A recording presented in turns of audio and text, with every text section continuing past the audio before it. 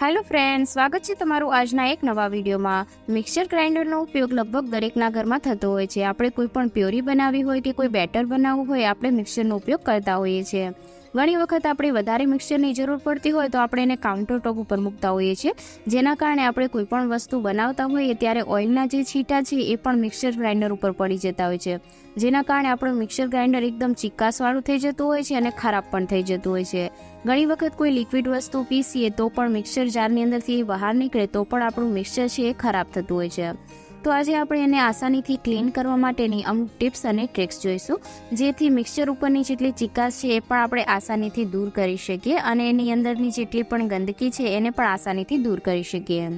તો એના માટે આપણે સૌથી પહેલાં તો એક ઇયરબડ્સ લઈ લેવાનું છે, જેથી મિક્સરની અંદર જેટલી પણ ઝીણી ઝીણી જગ્યા છે એ જગ્યા પર આપણે ઇયરબડ્સથી ક્લિનિંગ કરી શકીએ।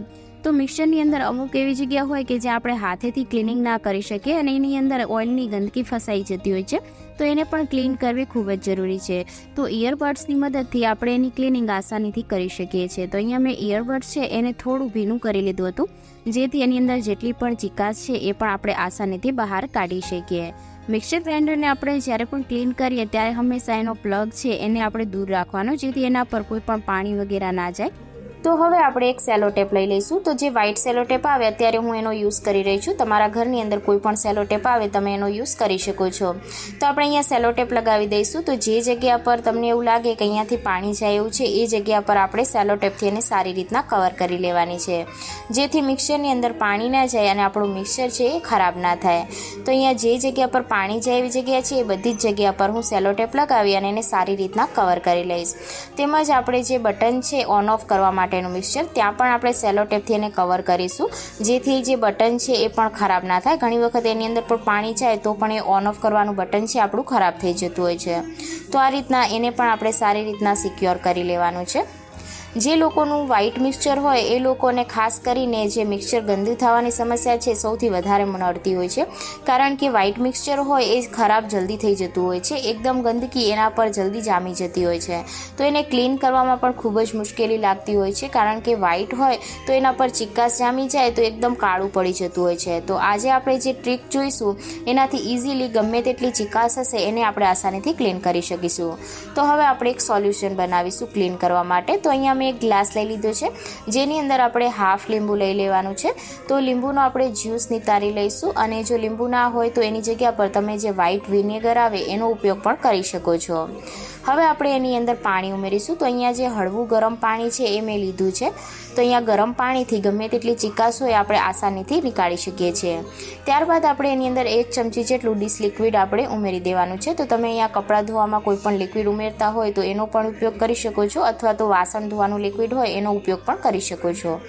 તો અહીંયા આપણે એને સારી રીતના મિક્સ કરી લીધું છે, અને હવે આપણે એને એક સ્પ્રે બોટલની અંદર ભરી લઈશું। સ્પ્રે બોટલની અંદર ભરીએ તો આપણે એને આસાનીથી ક્લીન કરવામાં આપણને સરળતા રહે છે।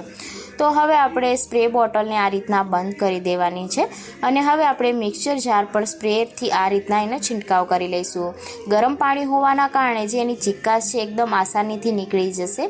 તેમજ આની અંદર આપણે લીંબુ પણ ઉમેર્યું છે, જેના કારણે એના ડાઘ હશે એ પણ આરામથી નીકળી જશે। તો મિક્સરમાં જે જગ્યા પર તમને વધારે ગંદકી લાગતી હોય એ બધી જ જગ્યા પર આપણે સ્પ્રે છીડકી દેવાનો છે। ત્યારબાદ આપણે એક અહીંયા ચમચી લઈ લીધી છે અને એક મેં કપડું લઈ લીધું છે। તો આ રીતના કપડા ઉપર ચમચીને રાખી અને આ રીતના જે જગ્યા પર આપણે હાથ ના લગાવી શકીએ એ જગ્યા પર એની ક્લિનિંગ કરી લઈશું। તો મિક્સરની અંદર ઘણી જગ્યાએ એવા ખૂણા હોય છે કે જ્યાં આપણે હાથેથી ક્લિનિંગ નથી થઈ શકતી, તો આ રીતના ચમચીની અંદર કપડું ફસાવીને આપણે એની આસાનીથી ક્લિનિંગ કરી શકીએ છીએ। ત્યારબાદ મેં અહીંયા એક બ્રશ લઈ લીધું છે। તો બ્રશની મદદ અંદરથી પણ આપણે એને સારી રીતના સાફ કરી લઈશું। ઘણી વખત આપણે કોઈ વસ્તુ પીસીએ તો એ આપણે મિક્સર જારની અંદરથી બહાર ઢળતી હોય છે, જેના કારણે અંદર ગંદકી ફસાઈ જતી હોય છે, જેને આપણે હાથની મદદથી ક્લીન નથી કરી શકતા। તો તમે કોઈ પણ આ રીતનું જે બ્રશ હોય કે જે વેસ્ટ પડ્યું હોય એનાથી તમે આસાનીથી ક્લીન એને કરી શકો છો। ત્યારબાદ હવે આપણે કપડાની મદદથી એને સારી રીતના ક્લીન કરી લઈશું। તો જે જગ્યા પર આપણે ગંદકી લાગી હતી એ બધી જ જગ્યા પર કપડાની મદદથી આપણે એને ફેરવી લેવાનું છે। ડિટર્જન્ટ ડિટર્જન્ટ હોવાના કારણે ઇઝીલી એની ચિકાસ પણ નીકળી જશે અને જે વ્હાઇટ ભાગ છે એ પણ એકદમ આસાનીથી ક્લીન થઈ જશે. તો અત્યારે મેં કપડાને ભીનું નથી કર્યું, ફક્ત આપણે જે સ્પ્રે લગાવ્યો હતો એ જ આપણે અહીંયા સાફ કરી રહ્યા છીએ.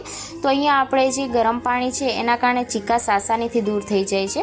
તો અત્યારે મેં એને 5 મિનિટ માટે સ્પ્રે કરી અને રાખી દીધું હતું. તમારી જો મિક્સર વધારે ગંદુ હોય તો તમે એને 10 થી 15 મિનિટ માટે પણ છોડી શકો છો, જેના કારણે એના ડાઘ હશે એકદમ સોફ્ટ થઈ જશે અને આસાનીથી આપણે કપડું લગાવીશું તો નીકળી પણ જશે.